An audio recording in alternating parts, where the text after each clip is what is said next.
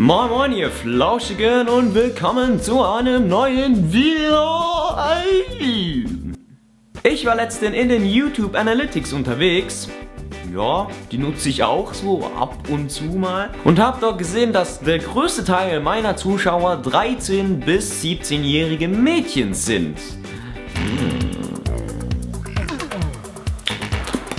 Nein, Spaß. Ich habe anscheinend auch Zuschauerinnen, die über 65 sind.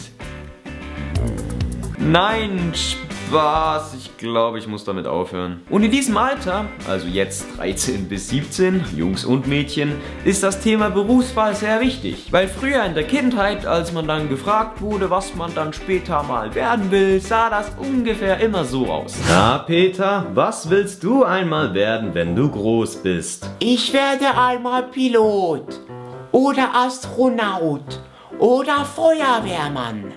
Na gut, heutzutage läuft das sowieso nur noch so ab. Na mein Junge, was willst du mal werden, wenn du groß bist? Ich werde einmal YouTube-Star, wie diese Dagi B.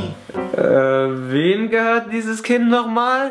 Hallo! Doch je älter man wird, sieht man das ganze Thema ein bisschen realistischer. 6 plus 7 mal 8 durch den Bruch 17 25. mal Wurzel 10. Scheiß drauf, ich werde professioneller Straßenpenner. Aber hey, aus jedem kann was werden, auch aus dir. Also ist es zu Beginn schon mal wichtig, Folgendes zu machen. So Elia, schreib dir mal auf, was du so richtig gut kannst.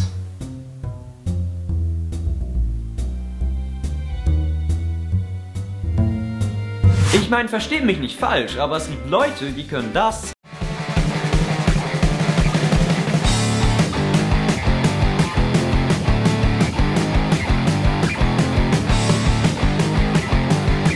Und ich bin gerade mal gut im Fett werden. Nur bringt mich das im Thema Berufswahl nicht gerade weiter. Also überlege ich mir mal, in welchen Berufen wäre ich so schlecht, dass ich das überhaupt nicht machen will. Alter, halt's Maul! Also versteh mich nicht falsch, ich liebe Kinder. Irgendwie, irgendwo, irgendwann. Aber mit ihnen arbeiten, ja.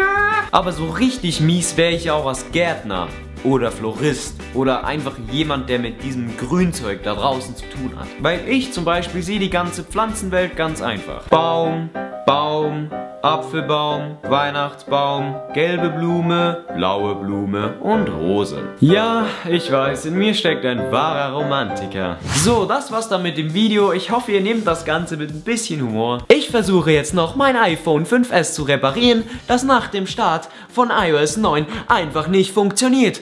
Danke Apple, ihr seid scheiße. Wenn es dir gefallen hat, dann zeig mir das doch mit einem Daumen nach oben oder mit einem Abo, würde mich sehr freuen. Und wie immer sind hier 2 weitere Videos verlinkt. Ich bin Elia, du bist Flauschig und wir sehen uns in einem nächsten Video.